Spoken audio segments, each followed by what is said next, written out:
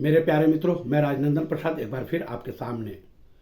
मित्रों, शिक्षा विभाग ने ठान लिया है, तय कर लिया है कि हम सक्षमता उत्तीर्ण जो विशिष्ट शिक्षक बनने वाले हैं उनको 20 नवंबर को हर हाल में ज्वाइनिंग लेटर दे देंगे। 20 को दे देंगे, 1 दिसंबर तक वे लोग अपने अपने स्कूल ज्वाइन कर लेंगे। अब जब शिक्षा विभाग ने तय कर ही लिया है तो निश्चित है कि वो शिक्षकों को ज्वाइनिंग लेटर देके रहेंगे। और ये नियुक्ति पत्र, मित्रों इसको ध्यान से सुनिए, आपको नियुक्ति पत्र मिलने जा रहा है। भारत में इकलौता राज्य है बिहार जहां शिक्षकों को एक बार नहीं दूसरी बार भी नियुक्ति पत्र दी जा रही है। और ये किस एवज में? क्योंकि आपने सक्षमता पास किया है। और जिस दिन आपको नियुक्ति पत्र दी जाएगी उस दिन से आपकी वरीयता की शुरू हो जाएगी और आपका ज्वाइनिंग डेट हो जाएगा। जिस दिन आप स्कूल में 1 दिसंबर, 2 दिसंबर, 5 दिसंबर जब भी आप ज्वाइन करेंगे वो माना जाएगा। और जितने शर्त हैं, आप लोग को मैं एक चीज बताना चाहता हूं। आप कभी म्यूचुअल फंड में निवेश किए होंगे। म्यूचुअल फंड में एक रिस्क फैक्टर लिखा रहता है जो बहुत लंबा रहता है, छोटे छोटे अक्षरों में, पढ़ा भी नहीं जाता है ठीक से। लेकिन इसके बावजूद सभी लोग म्यूचुअल फंड में पैसा लगाते हैं और कोई नहीं पढ़ता है क्या लिखा है, नहीं लिखा है, पैसा डूबेगा नहीं डूबेगा, कितना बढ़ेगा नहीं बढ़ेगा। एक भरोसा है लोगों को, क्या म्यूचुअल फंड में इन्वेस्ट कर दिए, मेरा पैसा दुगना हो जाएगा। उसी तरह से ये जो विशिष्ट शिक्षक बनने जा रहे हैं लोग, इन लोगों ने रूल्स एंड रेगुलेशन, मेरी जानकारी में तो नहीं है कि कोई पढ़ा हो, कोई ठीक से पढ़ता भी नहीं है। अगर पढ़े हो तो अच्छी बात है, अगर नहीं पढ़े हैं तो पढ़ लेनी चाहिए। क्योंकि आप कहाँ जा रहे हैं, आपका नियुक्ति तिथि कौन सी होगी, आपको वेतन का संरक्षण है नहीं है, ये सब आपका जो वेतन बनाया गया है 25,000, 30,000, 35,000, उसमें आपको और कितना बढ़ोतरी होगी और टोटल आपके हाथ में कितना आएगा, ये बहुत मायने रखता है। खैर, लेकिन आज एक शिक्षिका महोदया मिली, वो स्कूल से लौट रही थी। नमस्ते होने के बाद मैंने पूछा, क्यों मैडम आपके चेहरे मुरझाए हुए हैं? उन्होंने कहा कि हाँ ऐसा ही कुछ हुआ। हमने क्या हुआ, कहाँ हुई पोस्टिंग? तो देखिए ना, हम तो फॉर्म भी जल्दी जल्दी भर दिए, 10 पंचायत दे दिए और पंचायत हम पटने जिले के अगल बगल का जितने पंचायत है हमने दिया, लेकिन ई शिक्षा कोर्स पर मेरी पोस्टिंग नवादा दिखाई दे रहा है। हमने कहा ऐसा नहीं हो सकता, आपने जरूर देखने में भूल की होगी। पहले जब आप सक्षमता पास की तो कौन सा जिला मिला था? उस वक्त तो वैशाली मिला था। तो मैं तो खुद थी कि मैं वैशाली में ज्वाइन कर लूंगी, क्योंकि केवल तो गंगा नदी का ई पार ऊ पार का तो मामला है और 2 पुल बन गए हैं पटना शहर में, तो किसी पुल से जाकर के हाजीपुर ज्वाइन कर लेते हम। लेकिन वो बोले कि नहीं, देखिए ना हमारा तो नवादा हो गया।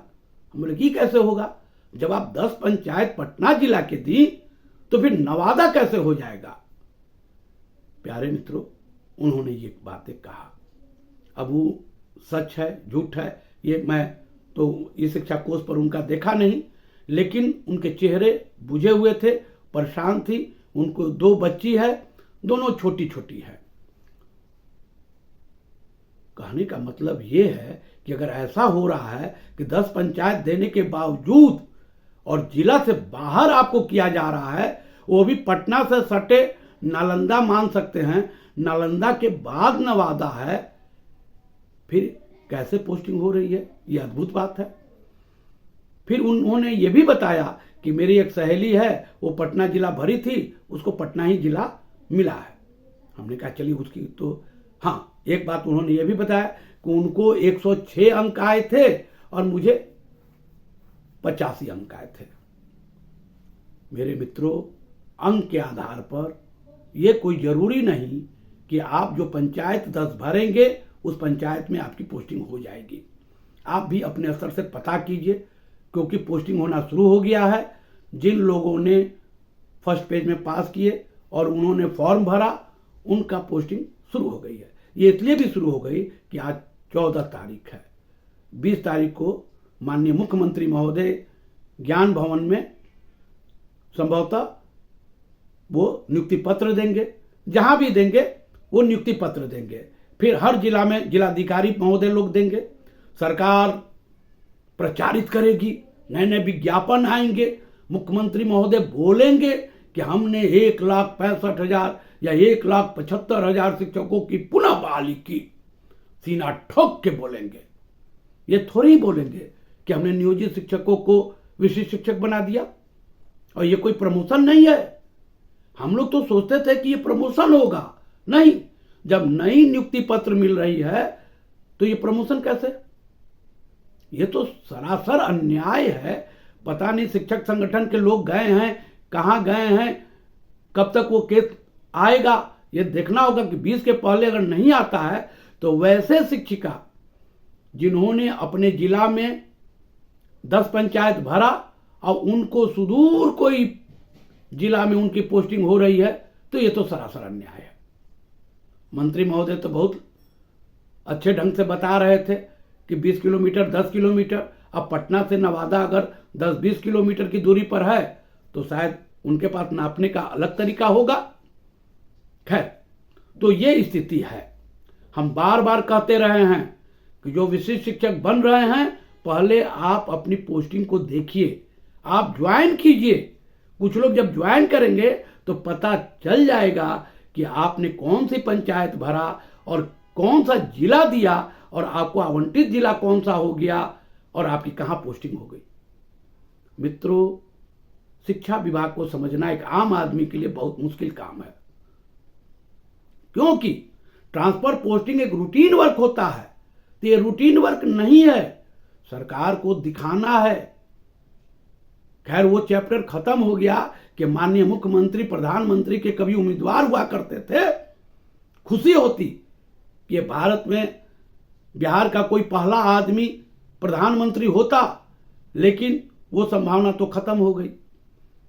अब बिहार को ऊंचा ले जाना है, शिक्षा की जगत में बिहार का नाम रोशन हो, इसके लिए मुख्यमंत्री ये साबित करने में लगे हैं कि हमने हर बार लाखों की संख्या में शिक्षकों की बहाली की। मेरे यहाँ हर स्कूल में छात्र और शिक्षक का अनुपात सबसे बेहतरीन है और हमने वो कर दिखाया जो हमने वादा किया था। मित्रों, सावधानी बरतिए, सावधानी नहीं बरतिएगा दुर्घटना हो जाएगी।